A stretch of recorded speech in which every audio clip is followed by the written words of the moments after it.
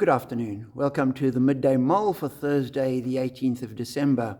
With McShane, today we read Revelation chapter 9, an ongoing account of the end as God's judgment comes on the world. Various imagery and visions that are very difficult to get one's head around. But there are angels and there's woes come on the earth, and we're told in verse 18, a third of mankind was killed by the 3 plagues, so part of God's judgment. But then in verse 20 we read, the rest of mankind who were not killed by these plagues still did not repent of the work of their hands. They did not stop worshipping demons and idols of gold, silver, bronze, stone, and wood. Idols that cannot see or hear or walk. Nor did they repent of their murders, their magic arts, their sexual immorality, or their thefts. And as I read that, I thought, would we expect anything else? And we kind of think that if God's judgment, if there's some kind of punishment, we will reform. We'd better change what we're doing.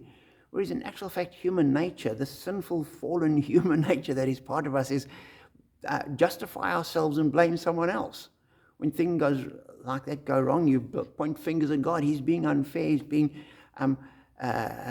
unjust. There's all sorts of problems with God. It's not us. It's Him. It's other people. And we justify ourselves. We do not repent. We do not turn. And that's what fallenness is like, because we don't see that we need to change. And that's where the story of Christmas is so wonderful. We read, God so loved the world, not because it was lovely, not because they were calling for Him, not because they were repenting. They were full of sin, just like this description in Revelation. That's what the world is like. God so loved the world that He sent His Son, that whoever believes in Him will have life. He sent an answer to the problem. He didn't stand and shout at us. He entered our world and drew us to Himself.